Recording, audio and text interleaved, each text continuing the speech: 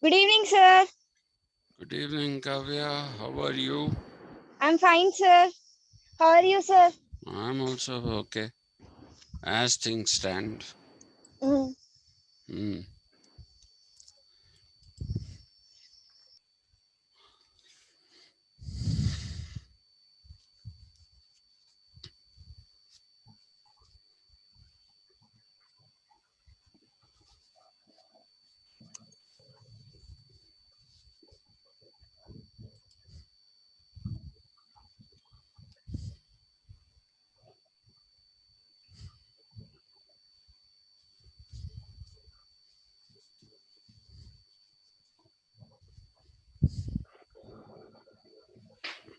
Good evening, sir. Good evening. How are you? Good, sir. How are you? I'm all right. Did you survive the morning onslaught on your senses? Why, sir? Hmm. Early morning onslaught on your senses. Now it's become a habit, no, sir, waking up to classes. Okay. Or is it, let's anyway get this out of the way first thing in the morning. And No, sir. then we can kind of get on with the rest of the day peacefully. No, no, not like that. Because when it came to exercising, when I was young, I was told that you should always exercise in the morning. And I said, yes, I know that because your biorhythm is at the lowest when you are exercising in the morning. So it pushes your, you know, this thing, biorhythm. So it's a good thing. So I said, no, no, no. It's one of those things better to get it done with. And this is what people used to tell me. Right. So, like that, get rid of this class and then we'll have a peaceful day.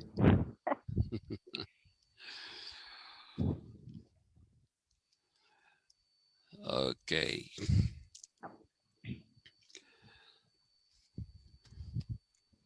Should we get started? I think we should.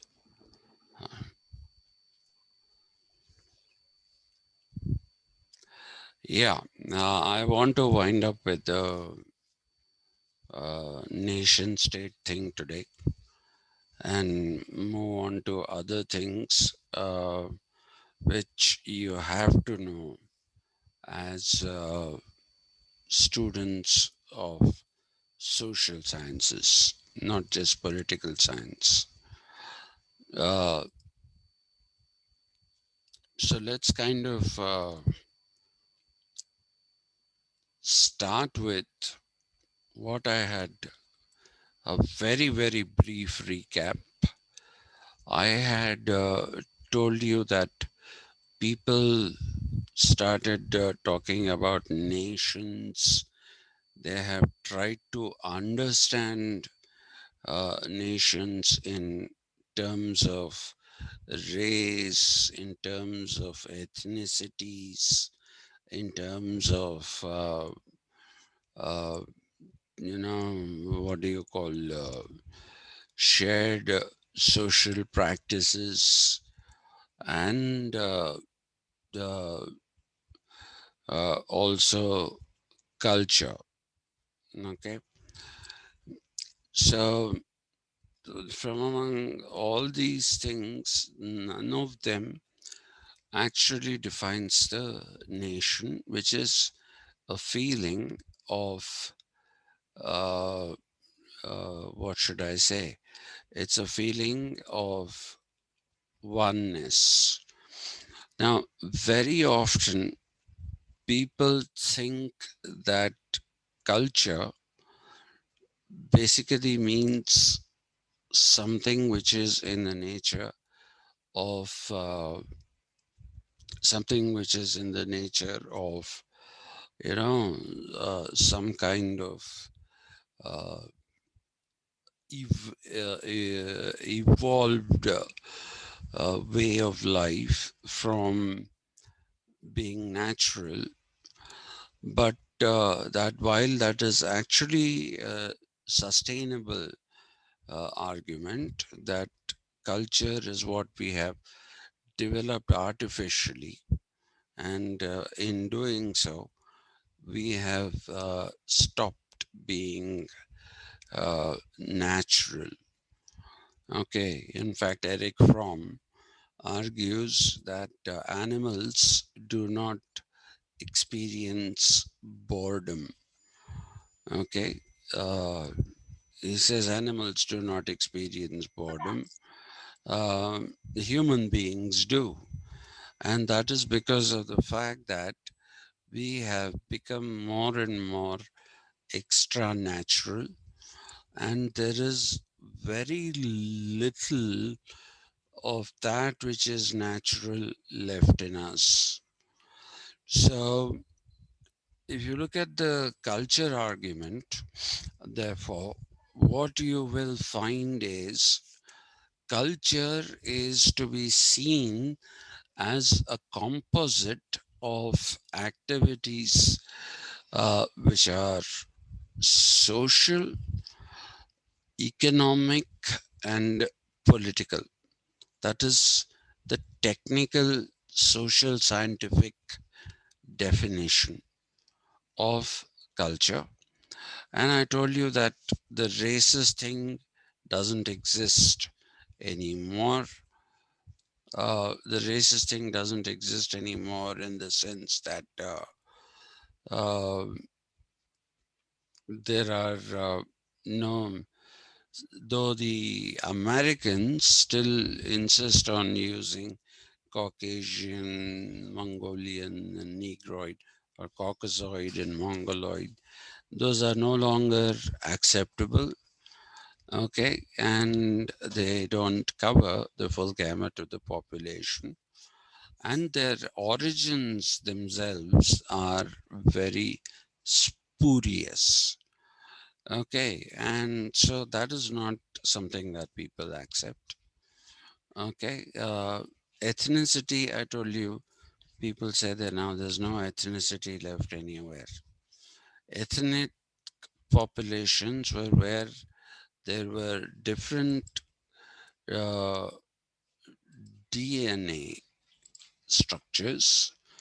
At that particular time, if we if we look at uh, what happened, we will see that people had different DNA structures. Now, with the exception of those tribal people in the Andaman Islands, uh, and we don't know them, by the way, because they do not have a system of medicine, and therefore people are forbidden from going anywhere near them. There are, their settlements are cordoned off to a distance of 12 to 14 kilometers radius, and so you can't go anywhere near them. So it's quite possible that those people those people may still be ethnically different, but otherwise people now don't agree to the idea that there are different ethnicities. Okay, what has happened is that we have seen the whole emergence of Homo sapiens race. And so that is something that people don't accept, even the ethnicity uh, part of it. Um, And if you're talking about shared social practices, now what exactly is a shared social practice? Okay, um, Hindus cremate their dead. That is a social practice. Okay, now does that make Hindus a nation? Or Muslims uh, bury people in white cloth, so do they become a nation? Uh, the Christians bury people in coffins or boxes. So does that make them a nation? So you see, shared social practice. You can have many shared social practices, and you might not even know who these people are. And so, who the people are that you are talking of. And therefore, those are probably useful in describing certain kinds of societies that come into existence, but certainly not nations, a feeling of oneness. Okay, that is not something that comes in here. So a nation has always to be understood as something which is, you'll have to understand a nation as something which is constructed. Okay, it is a construct of the modern period. The same thing applies. Let me continue with this example of nations, why it applies only to the modern period. Okay, take the Roman Empire, for example. Okay, the Roman Empire, if you read Gibbons, you'll think that it is the greatest thing that happened to the world, the best and the greatest thing that happened to the world. That's what Gibbons talks about. That's the way he talks about the Roman Empire. All right, so let's accept that. Okay, and I too think that it is a spectacular achievement. The kind of um, size of territory that the Roman Empire had, was unbelievable even by modern day standards. Okay, it was so big, it occupied practically all of Europe. It came into Asia, so much so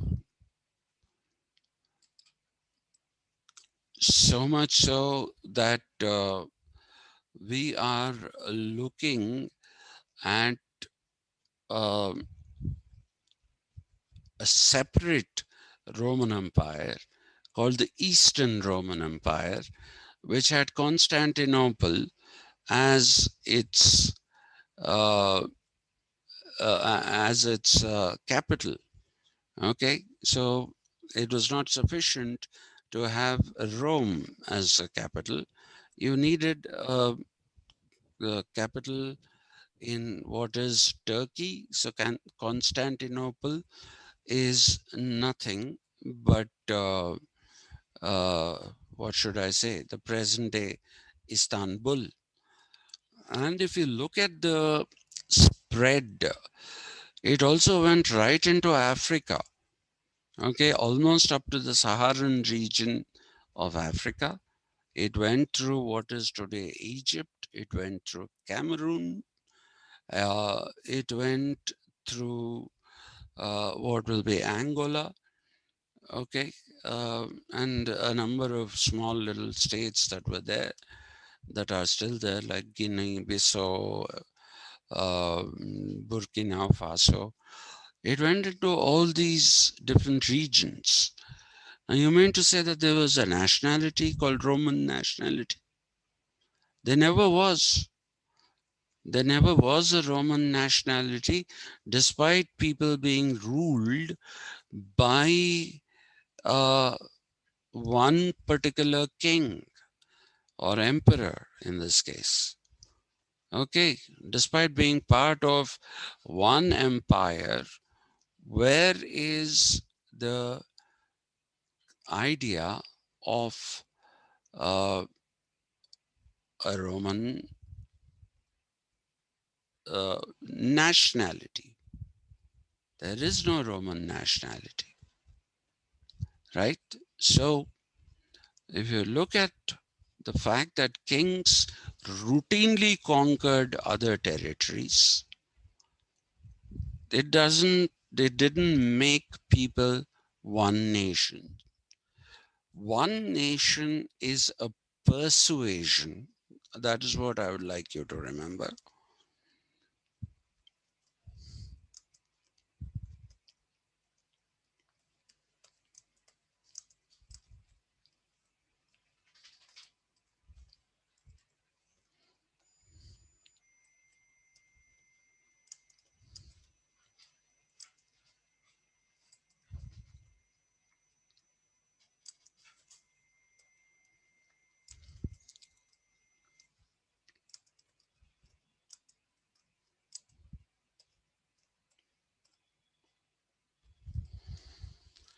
Okay, so you have to understand one nation. It is a persuasion. People don't become nations uh, naturally. They don't become nations automatically. Okay, so this is a persuasion. Now, let's also look at the concept of the state. Okay, now the states have to be seen in conjunction with nations. A lot of people will tell you that nations can exist separately without states. No, it doesn't.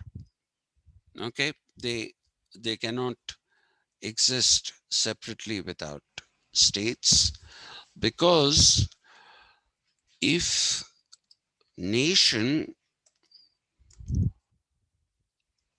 is unification of people within a particular territory or a geographical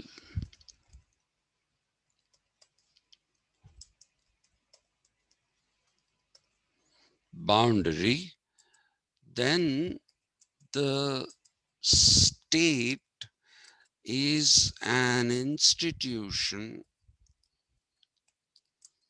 which also operates within the boundaries of a geography.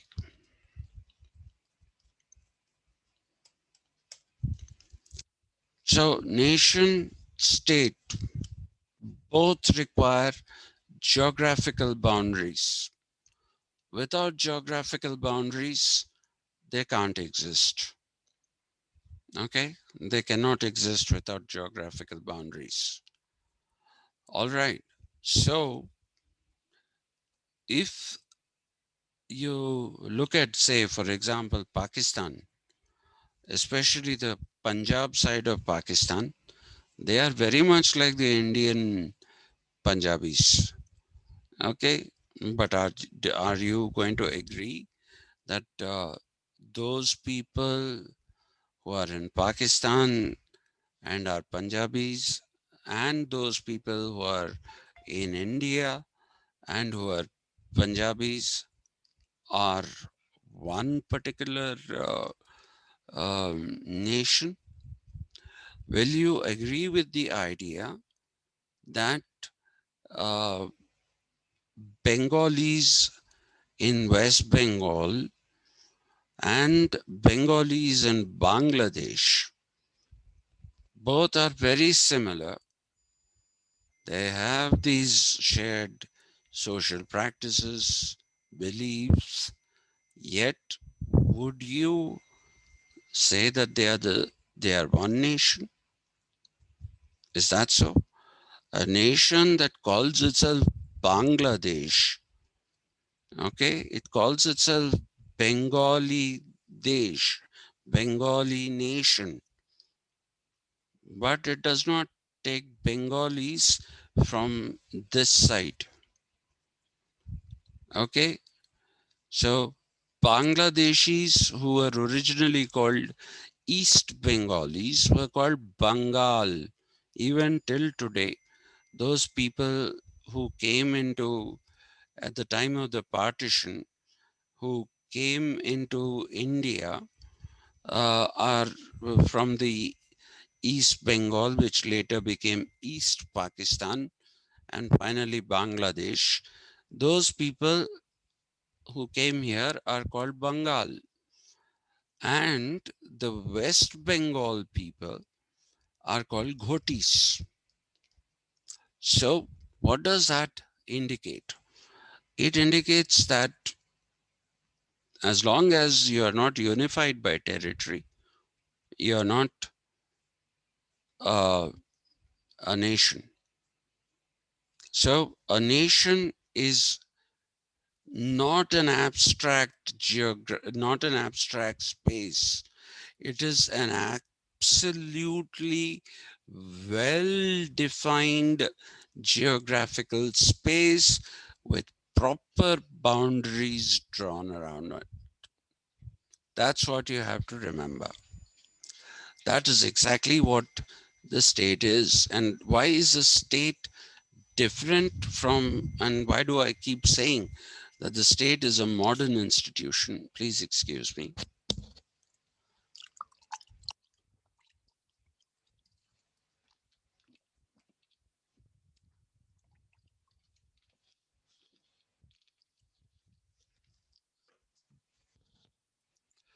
Yeah.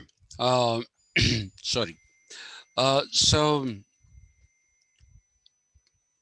if you basically look at the whole thing that is with talking about the state, the reason why I keep insisting that states are modern is because of the fact that any kind of organization for administration prior to the modern period was either, these are the words you have to use for this, controlled by imperium and later on by sacerdotium. Imperium is, you know what is imperial, okay? The Roman Empire is imperial, okay? Principalities,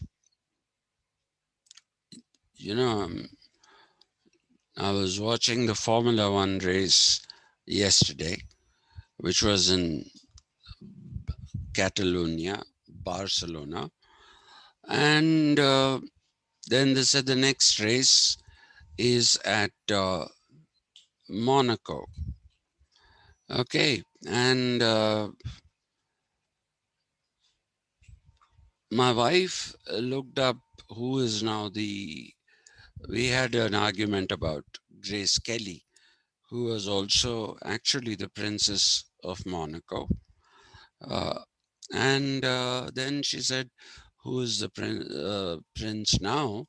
The prince is Albert II or something like that. So she said, why don't we call him king? Okay, why don't we call this person king? Why do we call him prince? Because please remember that a principality is very different from a kingdom. Kingdoms existed. Kingdoms existed in the ancient period. Okay, I'm talking about European history. Okay, empires existed in the ancient period.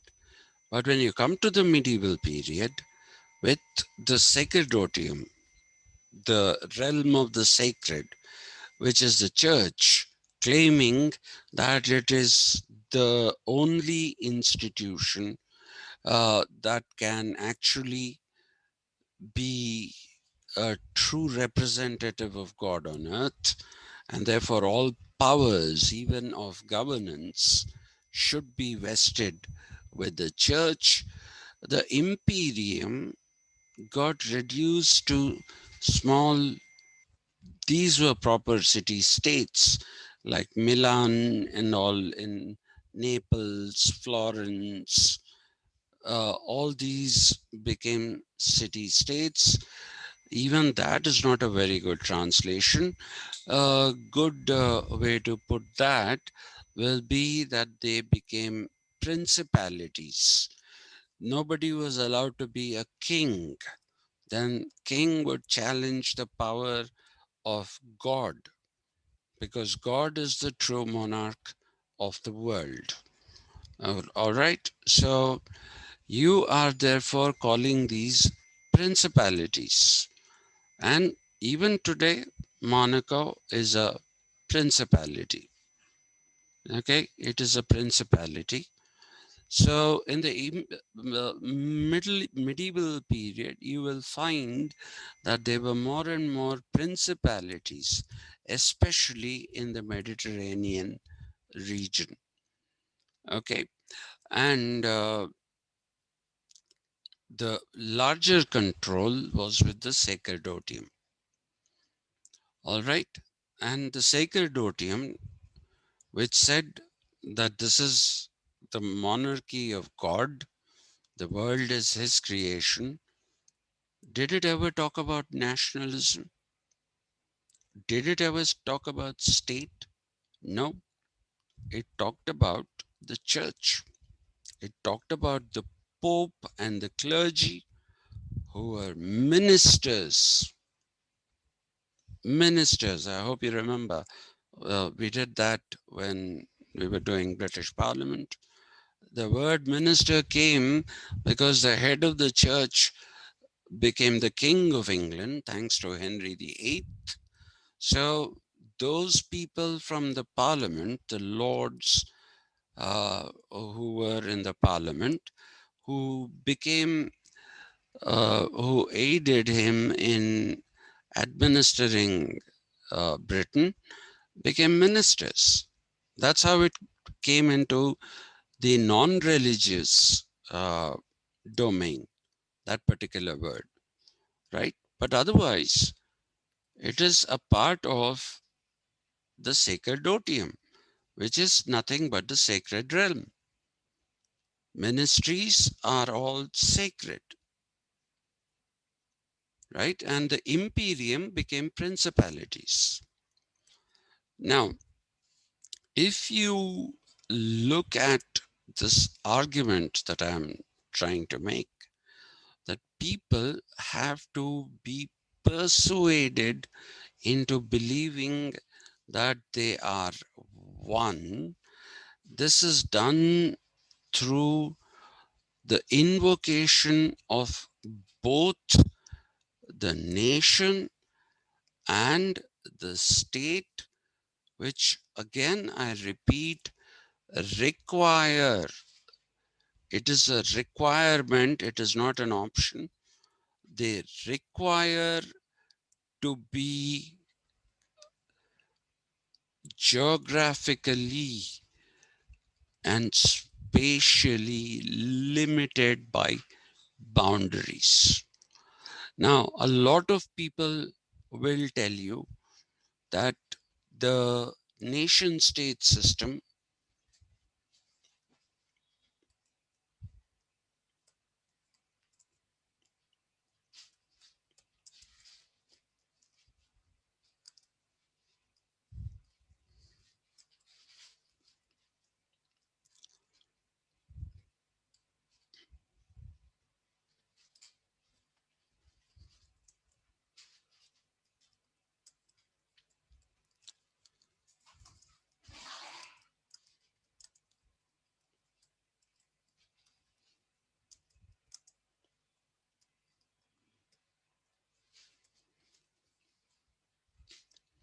Okay.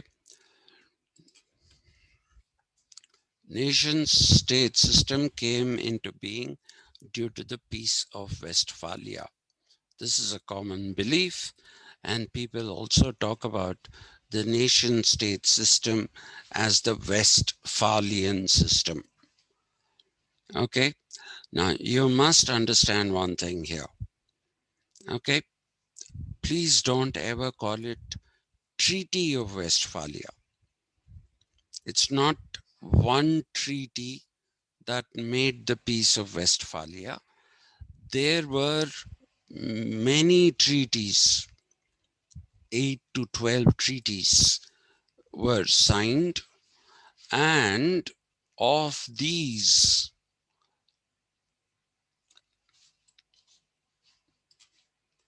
the two most important are Treaty of Osnabrück and Treaty of Münster, and these were signed between 1641 and 1680 approximately. These were the things that uh, uh, brought the nation state system. And initially,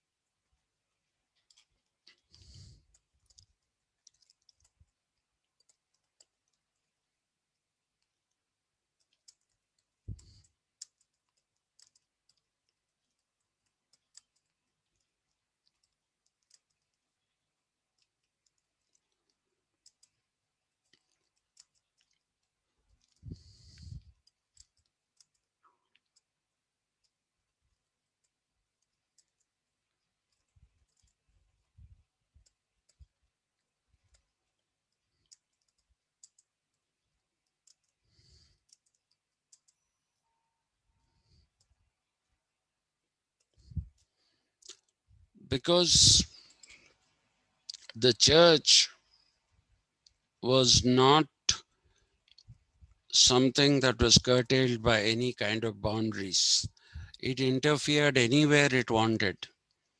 Okay, because after all, this whole world is the creation of God. He's the true monarch. The Pope is the representative of God, and therefore we will interfere wherever we want, in whichever way we want.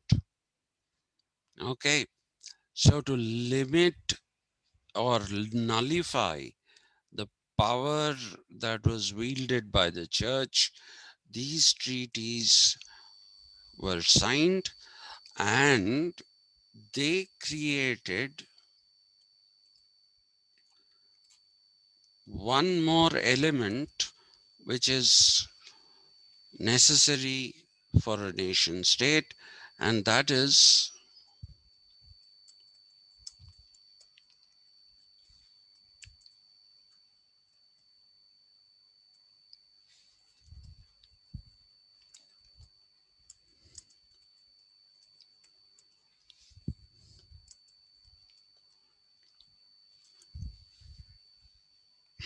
okay, internal sovereignty.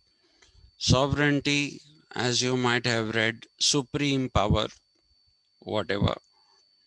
Okay, and that was uh,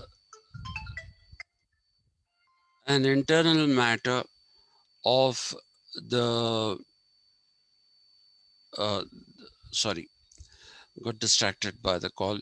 Uh, that is the internal matter of a nation state. You cannot look into my geographical space. You cannot intervene here. What I do here is my business. Okay. What I do here is my business, and you also will see that people are not only keeping the church out, but they're also keeping other nation states out. Okay, don't get into our business. And I use the word business literally. Literally, it's not a metaphorical usage. I'm using that word literally. Don't interfere in our business. So, what did that mean? It basically meant that these geographical boundaries and the space within them were defined as nation, state, and sovereign. That is how you will see the Westphalian nation-states, if you want to call them that. That's how they came into being. Okay, but that is only what people could see. You can ask the question, why is it that this didn't happen before? Why did it have to wait till the 17th century for this kind of thing to happen? You can ask yourself that question. And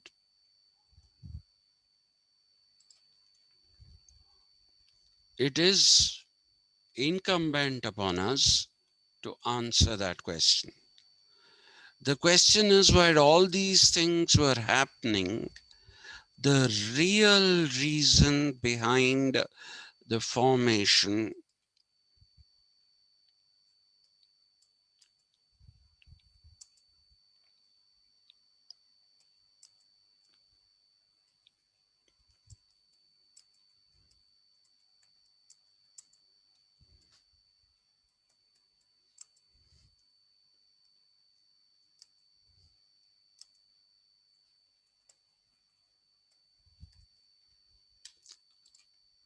The real reason behind the formation of nation states was capitalism. I have talked to you about capitalism. I have talked to you about the four free things. I hope you remember: free thinking, freedom of speech, not free speech, please. Avoid that. Call it freedom of speech. Then uh, free will and free market. All these things are required in a society which had become capitalist, and also individualism took concrete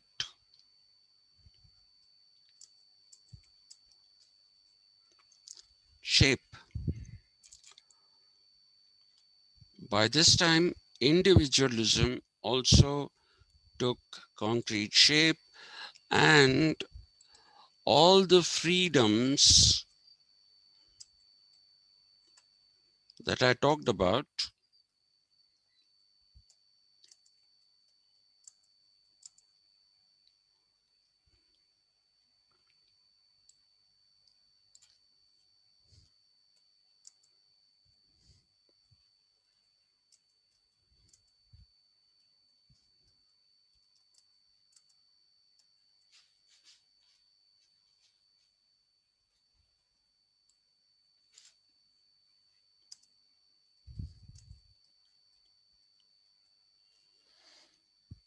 all the freedoms were aimed at the growth and betterment of the individual.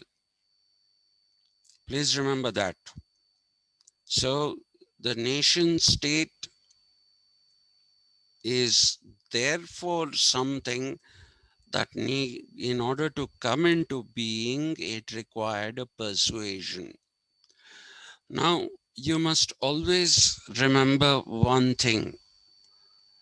in history,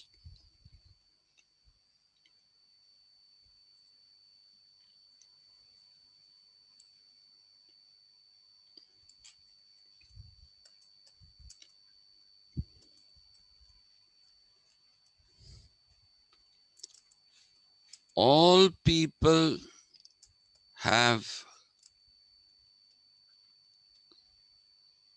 never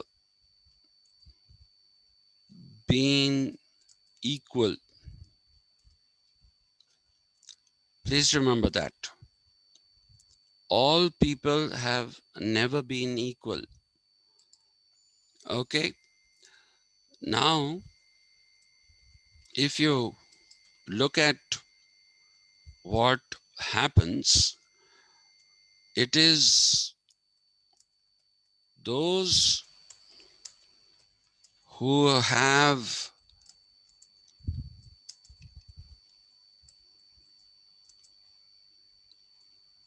power, who decide on various matters. Please remember this. This is one principle that continues. Okay. Take the separate Telangana movement. There was one in 1969. Mrs. Gandhi, that is Indira Gandhi. I don't even refer to Sonia Gandhi. Okay. Mrs. Indira Gandhi was a very strong reader. She made a statement in the parliament. She said, under no circumstances will the state of Andhra Pradesh be bifurcated into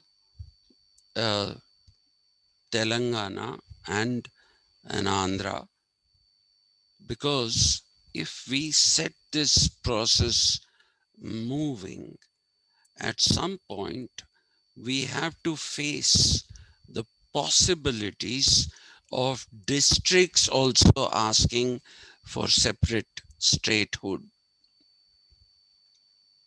That's what she said. We have to face the possibility of districts asking for separate statehoods. And then she went on to say that any form of parochialism, which is unjustified, is a danger to the nation state of India. Because if you let parochialism flourish, if you legitimize it by giving in to the demand, then what happens is that it can become a threat to the territorial integrity of India. That's what she said. And that was because she was a leader with great determination. One of the leaders I admire for her leadership. Okay. And she also did some bad things. We'll not get into that. So what I'm trying to tell you is that it is those who are in power who decide. And so when it was Chenna Reddy who started this, and it has always been a Reddy-based thing, this demand for a separate Telangana. Okay. And so when Chenna Reddy asked people to go out onto the streets and fight, what did she do? She said, shoot them. So 700 people were killed. And that was the end of the agitation. And nobody spoke about a separate Telangana again, till such time that a manipulative politician like Chandrababu Naidu, he takes his manipulations so seriously that he wanted to become almost like a monarch. So he wouldn't listen to Chandrasekhar Rao asking him for a ministry. Had he given him that one ministry, there would not have been a separate Telangana today. So everybody will tell you the reason why there is Telangana is students of OU, or they'll say it is the TRS, or they'll say it is Sonia Gandhi. No, the reason why there is a separate Telangana is Chandrababu Naidu. He is a man without any scruples, and so he thought, I can put this man down. Now, this man picked up an old issue and made it a new issue again, an issue which was dead and buried. It was picked up from the grave. Okay. So, and it became a movement, and we had idiot people like Sonia Gandhi, who was told by Jaipal Reddy that if you do not give Telangana, then the prospects of the Congress will be hurt everywhere in the country. And today, see where the Congress is. Today, see where the Congress is. Okay, and the BJP agreed to give a separate Telangana, because for them, if you create a separate Telangana, then for them to gain a foothold into the south, which they are otherwise not getting. Don't look at those coalition governments in Karnataka. Okay, they want to come into power in a southern state on their own steam. And if you give a separate Telangana, there is a sizable Muslim population. So what can you do? You can construct the other. You can construct the self, which is you and Hindu, and the other, who's not a Hindu, an enemy of the Hindu, because they destroyed temples, they did this. Most of the things don't have evidence, by the way. Okay, most of them do not have evidence, but it is true that temples were destroyed by people like uh, uh, Aurangzeb, but it wasn't done by all Muslim rulers. Okay, if you read Ziauddin Barni, he was extremely unhappy with the Muslim rulers because he said the Muslim rulers are being too kind and munificent with the Hindus, which they shouldn't be. So you see, therefore, what I'm trying to tell you, this is all mobilization. This is all mobilization, and there is a separate reason behind it. The youth thought that they'll get jobs. Where are the jobs? Where are the jobs? Every day we are told that, oh, so and so company is coming and setting up its office in Hyderabad. Who are the people working here? You said Telangana is for people of Telangana, for the benefit of Telangana people. Where are the Telangana people in these countries? Show me. You'll hardly find anyone. Most of them have come from other states. Hyderabad has been integrated into the global economy. So Telangana has no role to play, including chowkidars people are Biharis. They are Biharis. Watchmen, call them Chaukidar, whatever. But yet Chandrasekhar Rao mobilized people. He fooled them. Telangana happened. And the practices of Chandrababu Naidu's Telugu Desam continue with the TRS. The TRS is the Telangana version of the Telugu Desam party. And if you look at the Telugu Desam party, that again was mobilized on the basis of jingoism, because it said Rajiv Gandhi, who was nothing but a general secretary of the Congress party, insulted a chief minister of the Telugu people, who was T. Anjaya, and they said, therefore, we have to, and the Congress is not going to treat Telugu people properly. It is a matter of self-respect. And so NTR mobilized forces on that one platform. But what was the hidden agenda? Hidden agenda was local capitalism. It was local capitalism. He wanted Telugu people to establish their businesses. So, you see, these are all what I'm trying to say are persuasions. They are all persuasions.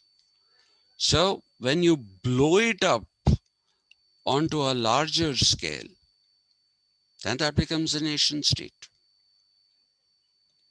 And I told you the lack of consistency in identifying a principle on which you can build a nation state shows that nation states are constructed pragmatically. Pragmatically, I'm using it in the pejorative sense. Pragmatically is without morality.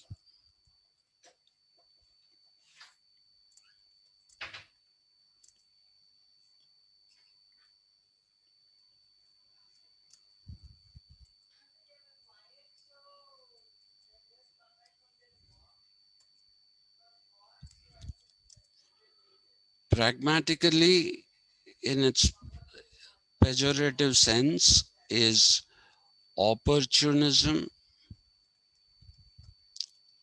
and lack of morality. Okay, so that is what you need to remember. So nation states were formed pragmatically. How? Because of capitalism. Now, the early political economists like Adam Smith and John Locke wanted unfettered competition. Along with the four freedoms that I talked about, they wanted unfettered competition. That idea that consumer is king came from them. The idea that consumer is king came from these two people. Let the consumer decide how much he or she will pay for a particular product. And if the consumer has to get the best, then he should have choice. And choice will happen only if there is competition. Nice, good principle, very logical. But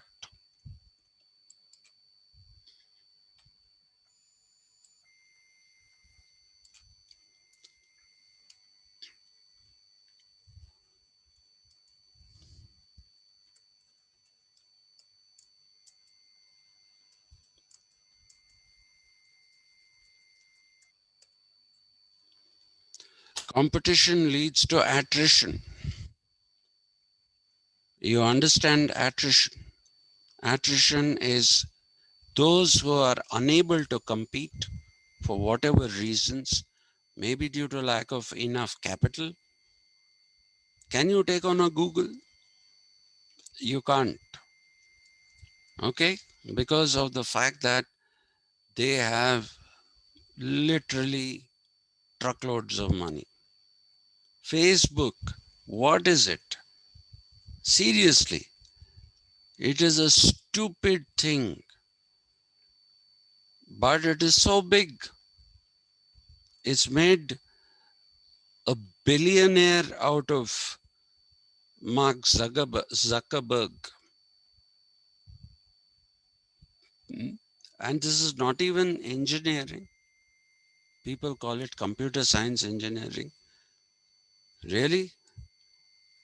When something goes wrong, you get, oops, sorry, check back after a while, we'll fix it. Real engineering is civil engineering. I gave you this example before. The Burj Khalifa, it gusts of wind come, it can't withstand, and it falls because it's almost a kilometer in height. Okay, if it falls, then you can't say, oops, sorry, we'll build it again. No, it isn't that. So perceptions are shaped, and they are shaped in a way that is convenient to those people who have access to powers. Though I'm not a big fan of David Easton or his systems theory, I do have to admire the fact that he openly stated what is actually what has been a hidden secret. He said those who have access to the system will flourish. If you don't have access to the system, you will not. You'll fall out. Okay? And he said resources are not allocated according to necessities, they are authoritatively allocated according to the likes and dislikes of the administrative dispensation. That is the principle on which the nation states were really built. So get rid of this screen, okay? Treaty, the Peace of Westphalia, Treaty of Osnabrück, Treaty of Munster, power of the church being nullified, internal sovereignty of a state. Get rid of all that. It is capitalism which is the real reason behind the formation. But then you might ask me, capitalism said unfettered growth. But if you unfettered competition, but if you let unfettered competition come, then people were falling out of the market. People meaning not consumers, producers. Producers were falling out of the market simply because of the fact that they did not have with them the money, or sometimes they made losses and were unable to recover. Now, look at the pandemic. So many companies have small, you have these MSMEs. Don't look at the big companies. Don't look at Tata. Don't look at that evil empire of Mukesh Ambani's, which is called the Reliance Empire. Don't look at those, not those businesses. The small, micro, small, and medium enterprises, they have collapsed.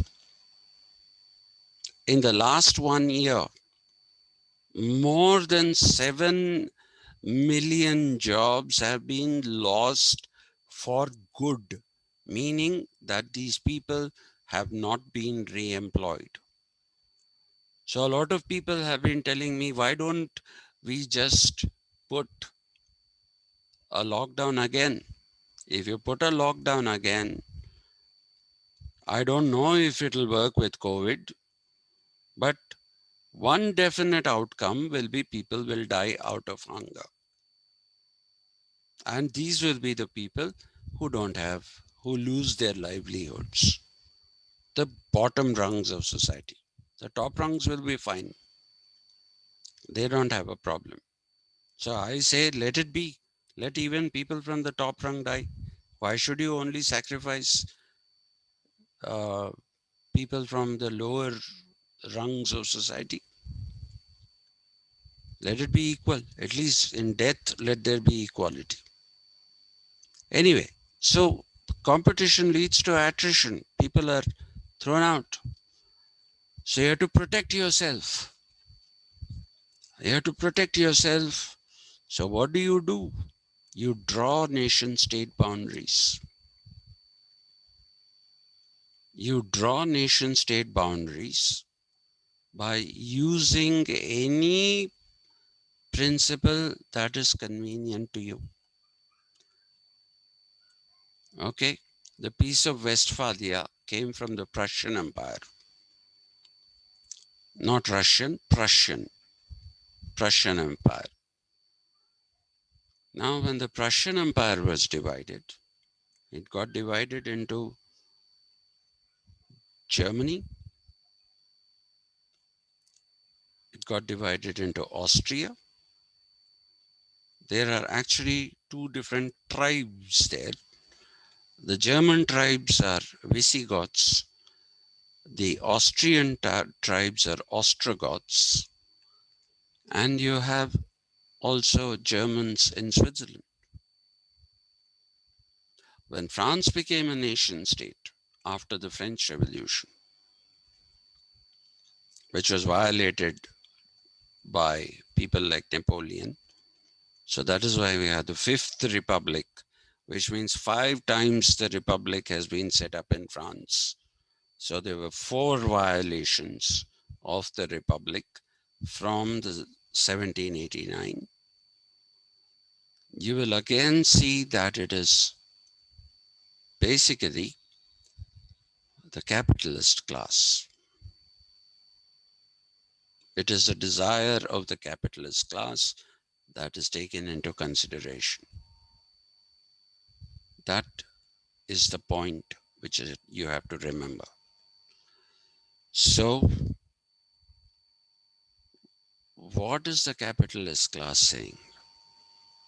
If I can use language, I'll use language and say, don't come here. I gave you the example that the Soviet Union, a supposed superpower, collapsed peacefully without any external interference simply because it became poor. And when the European Union was formed around the same time, that is because Europe was flourishing, there was surfeit of capital, and therefore they thought if they form a European Union with one currency and one identity, then they can take on the United States of America. So these two processes happened simultaneously. The collapse of one superpower and the rise of one unified market. The European Union is nothing but a unified market, right? And they went for unification because they saw benefits in it. Okay, it's like saying, we'll go to IIM Calcutta because that's where the maximum number of campus recruitments are happening. Okay, and so people will make a beeline to Calcutta. And if you look at, what should I say, the ISB, people pay lakhs, 40 lakhs, 45 lakhs to do a 1-year certificate course in management. It does not have the approval or the recognition of the AICTE or the UGC, the two apex bodies that control education. But why is the ISB so successful? The ISB is so successful because it is controlled by the industry. And those who pass out of IIT are absorbed by these industries. The Tatas, the Mahindras, the Kirloskars, all these people have basically invested in ISB, both here in Hyderabad and in what is that place near Chandigarh, uh, Mohali. Okay, so business is control. I told you while talking about America, Noam Chomsky says it is manufacturing consent. Why? Because you want to make it look legitimate, but it is the corporations that run America. Now, let me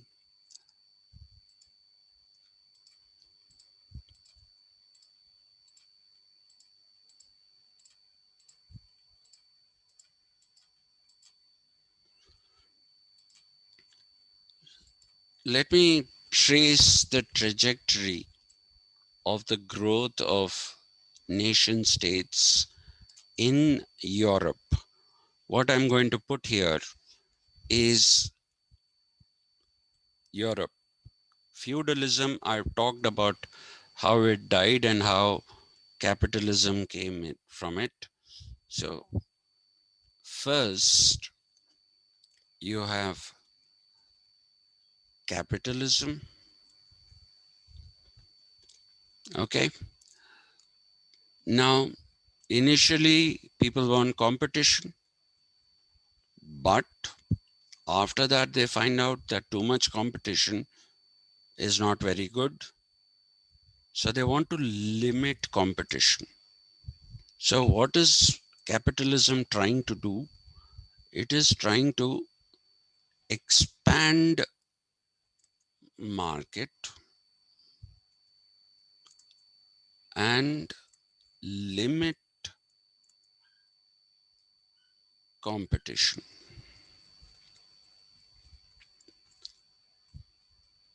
In order to achieve this, it brings in the nation state.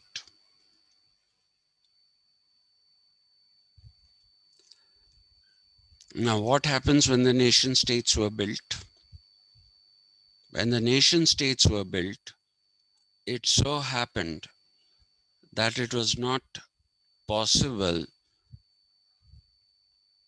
anymore to trade within your own country.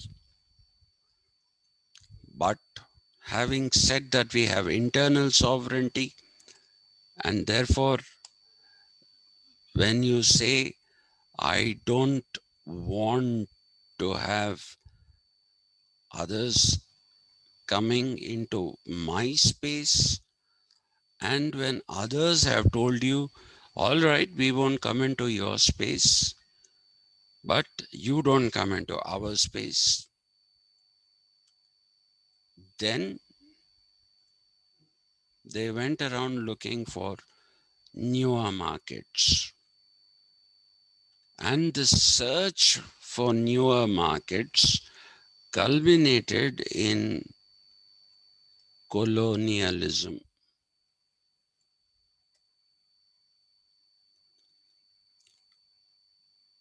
they didn't think that was not a deliberate thing, colonialism.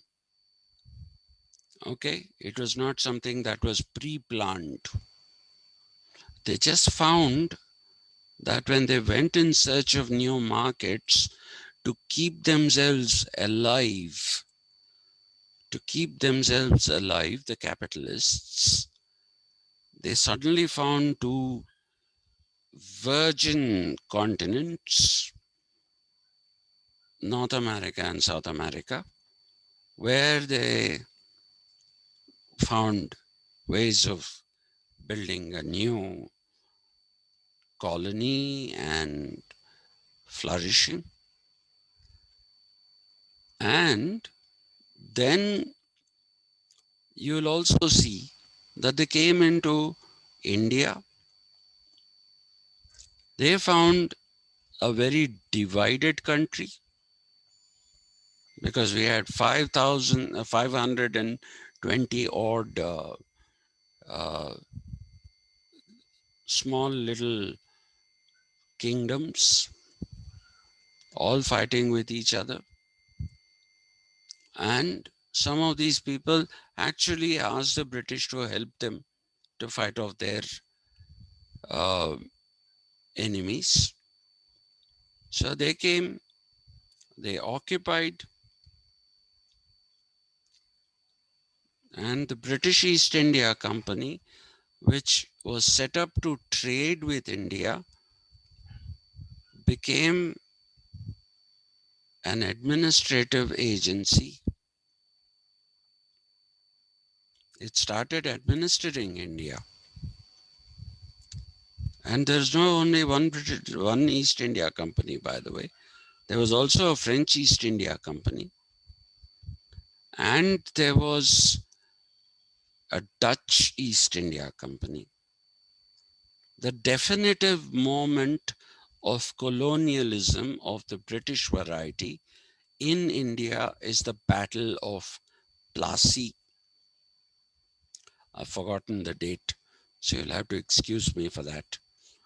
Okay, so colonialism happened quite conveniently. New worlds were discovered. Existing worlds like India and China didn't have any kind of unity. And because of the fact that these countries had in an industrial revolution, why was Britain the most powerful? I'll talk about this another time. The reason why Britain was most powerful was because of the fact that it was the first country to have the industrial revolution. If Kavya is still here, I don't know how many people have left. Are you here, Kavya? Kavya? No, Kavya isn't here. Okay, so I had taught their class about the stages of the industrial revolution.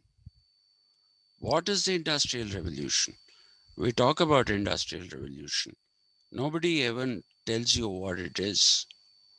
But if you want me, I will tell it to you another time. Not now. I want to finish this. So, nation states happened.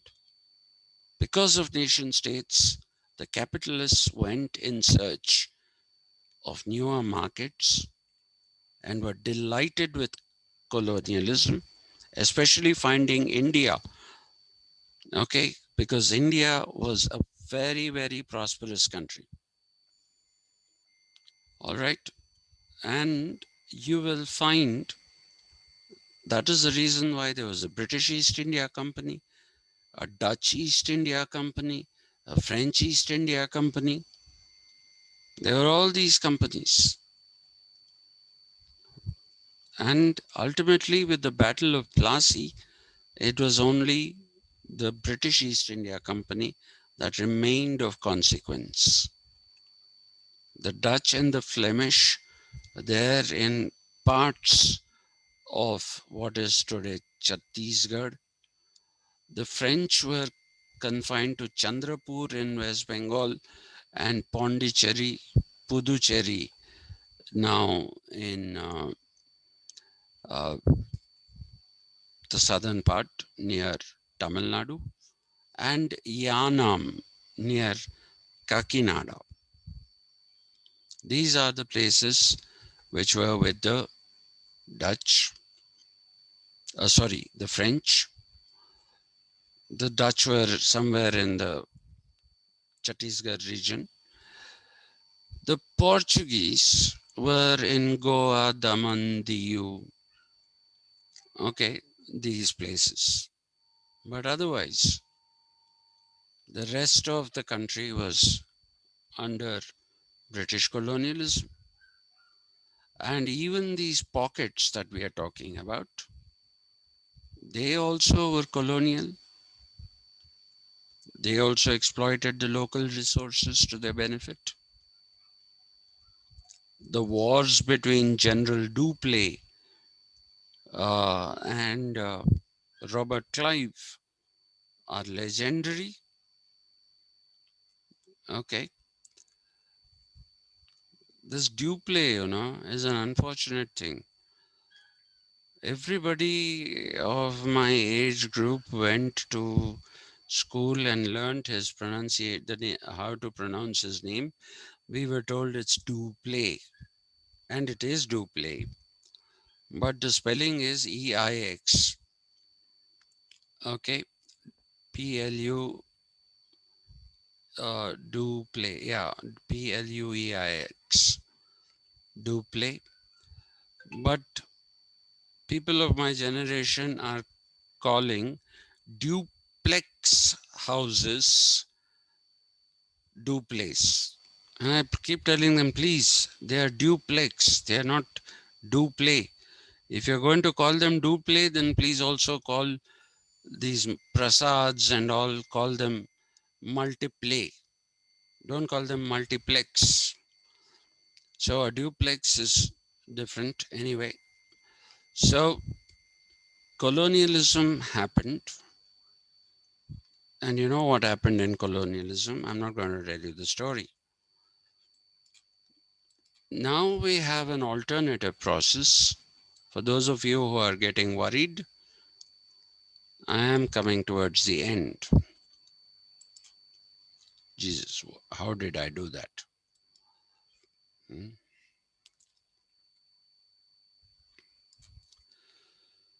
In the colonies, you see the exact reversal of things.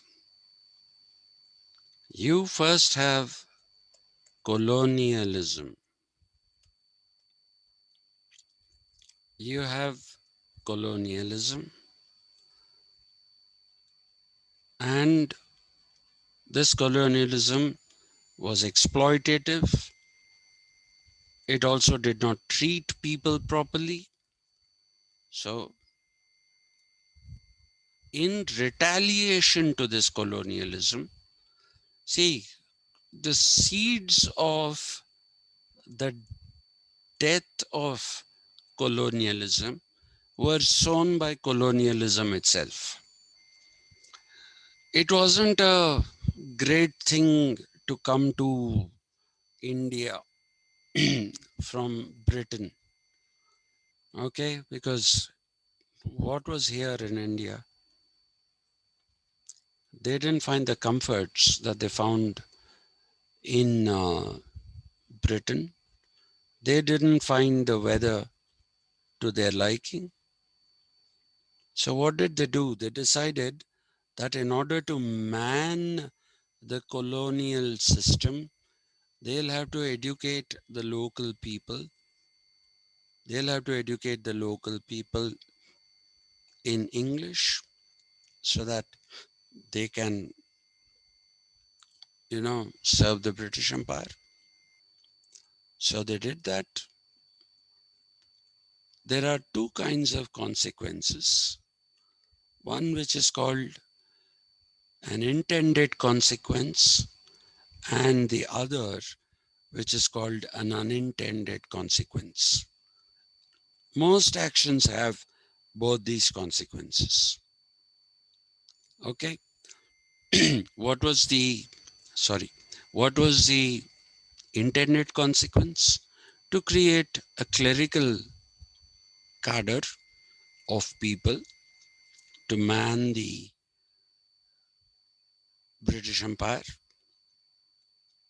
That is how Macaulay's, I'm sorry, that is how Macaulay's education system came into India.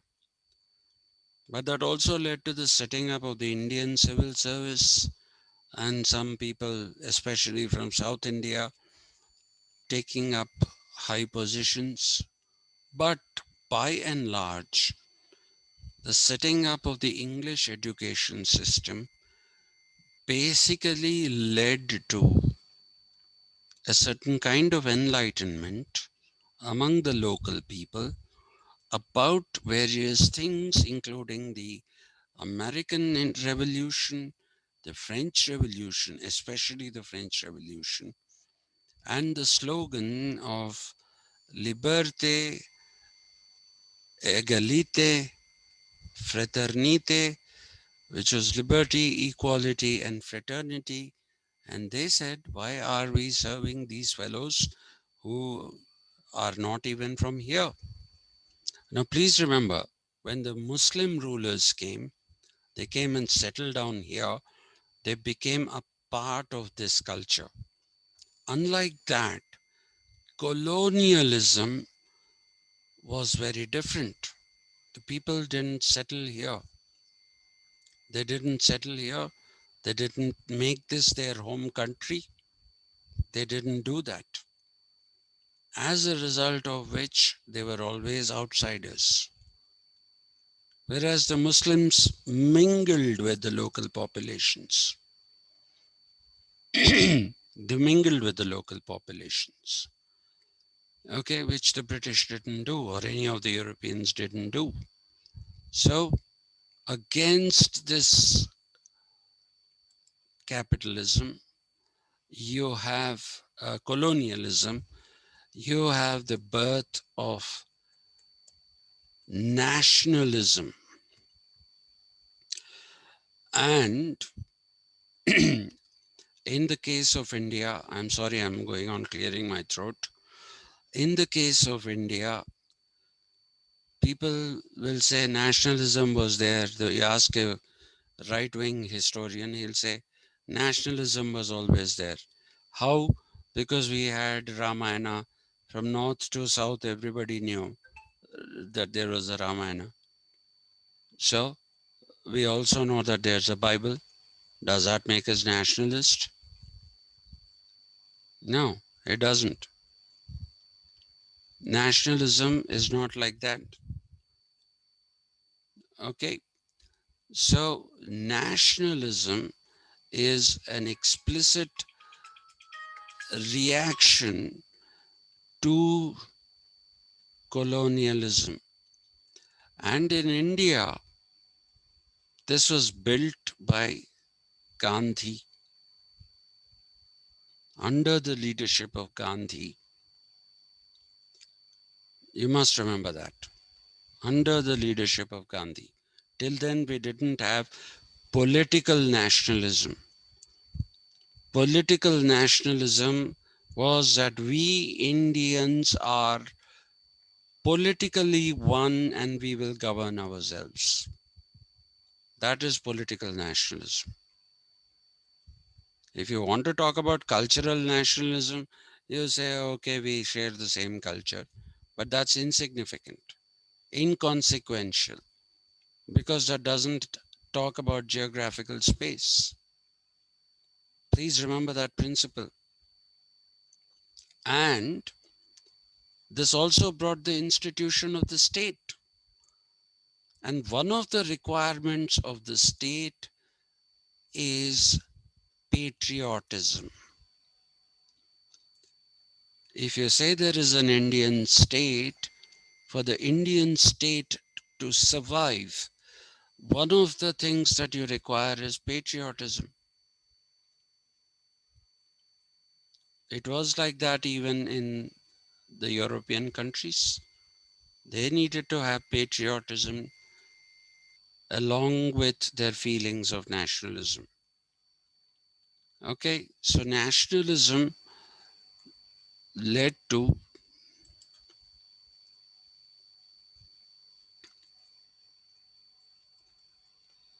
nation state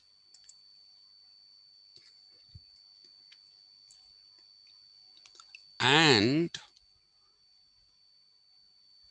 later on it led to capitalism of the indigenous variety.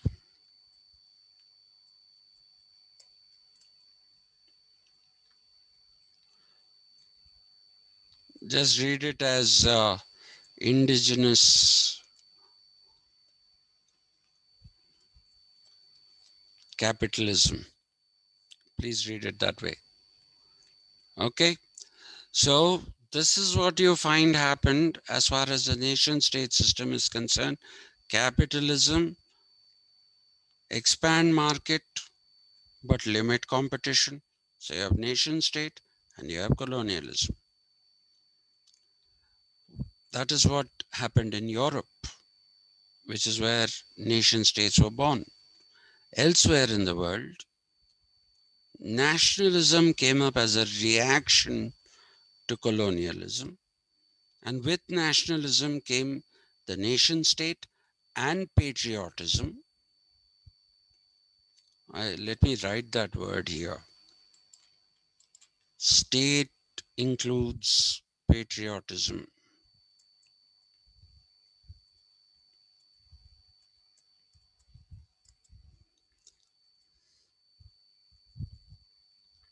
A nation doesn't need patriotism.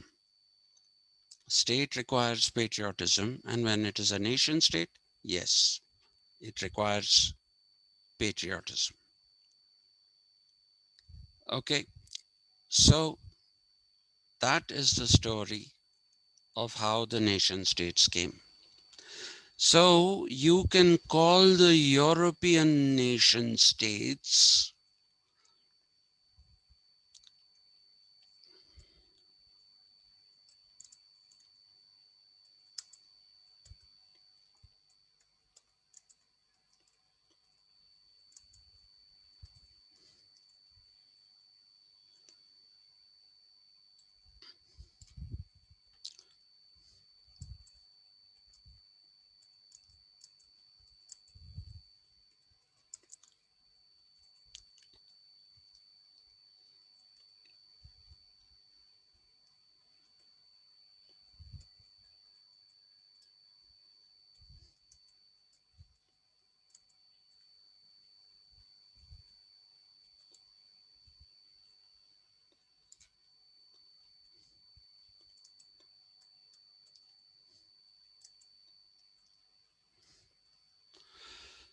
when we start doing John Locke, you will see true liberalism, which is again an offshoot of capitalism. You want limited state, limited government, limited everything. Okay, I don't know. Last year, when the COVID thing started, the stupid Americans were saying, we are a democratic nation, not a dictatorship, not a communist country. You can't force us to wear masks. And then they said, this is springtime, and in states like Florida, this is the time to go to the beach and enjoy ourselves. And they died. Okay, but they don't want to give too many powers to the state, because if you give too many powers to the state, then it is a threat to businesses. It is a threat to businesses. If you, however, look at what we see, it is called post-colonial colonial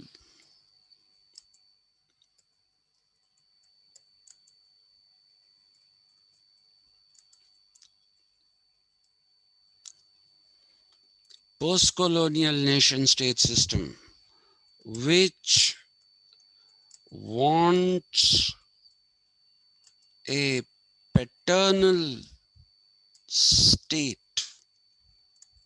to take care of its citizens. Today's paper says both the central government and the state governments are to blame for there being no control over COVID. They say there is no proper administration. Here, we can waive off loans when farmers can't repay their loans. We waive them off. Nobody protests. Okay. When Y.S. Rajshekhar Reddy introduced Rajiv Arogyasri, which is now just Arogyasri, which is payment of insurance for poor people so that they get access to big super specialty and multi specialty hospitals. Everybody thought it was a good thing. Nobody said, why are you wasting taxpayers' money on them, these people? Nobody said that. When Rajshekhar Reddy said, fee reimbursement, study whatever you want. I remember at that time, I was being called to various television studios to have a discussion. And on the way, the drivers who used to come and pick me up, they used to ask me questions. And they were very happy that, education was being given free and healthcare was being given free. They said these are good things. But you try the same thing in America, they will tell you, why are you wasting taxpayers' money on lazy, useless fellows? And they say it openly. Because the same idea that was implemented by Rajshekhar Reddy in 2009 was proposed in 2012 by Obama. And at that time, I was in America, and this came to be called Obamacare. And people were saying, who the hell is Obama to decide that our money will be paid for all these lazy fellows who don't do any work? They don't take into consideration accident of birth, that some people are just born poor and that they don't have access to resources. They are poor not because they are lazy. Whereas we have a more humanitarian perspective in the post-colonial nation-state system. We expect the state to do things for us, like a parent who has to take care of the well-being of a child. That is what we expect. So the post-colonial nation-state, in its conception, in its existence, is completely different from the European Westphalian nation-state. It is completely different. So please don't think all nation-states are the same. They are different kinds of nation-states. I'll shut up. I think I saw several people leave. Yes. Every time somebody leaves, that thing flickers. So people have left in disgust, I guess. But really, is it so bad what I do? No, sir. Hmm? What, sir? Is it so bad the way I teach and the things I tell? Hmm? Not at No, all, sir. sir. In what could I say? It's very rational and scientific manner. A Okay. researcher, Yeah. even no book tell this type of knowledge, sir. Yeah. Thank you, Rachna. That is. Yeah. And so how's While thing? you teaching, I just imagining myself. Oh, like that, like that. Just Hmm. Thank you, Rachna. And Akshay said no. Are you still there or have you left, Mr. Prashant? Sir, I'm there, sir. You're there. Prashant is there. Rakesh? Sir, yeah, sir. I'm there, sir. Yeah. Soumya, I think left. Soumya, Sai Ujwala, Sir, I'm there, sir. you're there. So Soumya left, and I think Padma also left. No, sir, I'm here. Oh, you're here. Wonderful, wonderful. So you have decided that if you can't win, you might as well enjoy it. Huh? No, but please believe me, all you require all this to be good social science Yes, sir, and students. that's why we are here. Mm. And I would want all of you, or some of you at least, to consider taking up teaching as a profession, because we badly need good teachers. That's a very funny statement. Badly need good teachers. We do need good teachers. Some of you must aim to become teachers. Okay. And I'm sorry if I have bored you, but I think you need to know these things.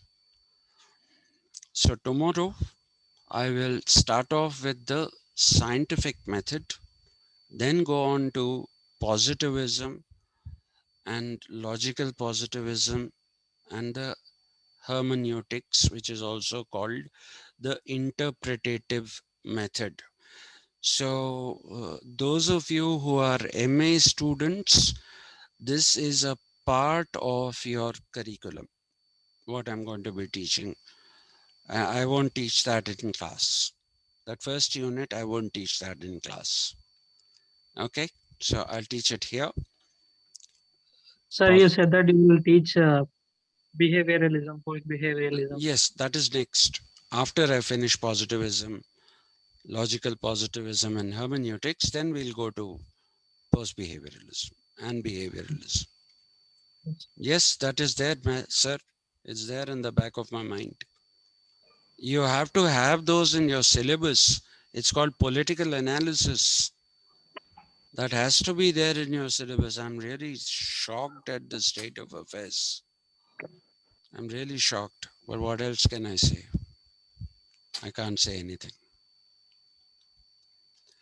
So thank you very much. Thank you for putting up with me. And hope to see you again tomorrow. Yes, sir. Thank you so much. Yeah, thank you. Thank you.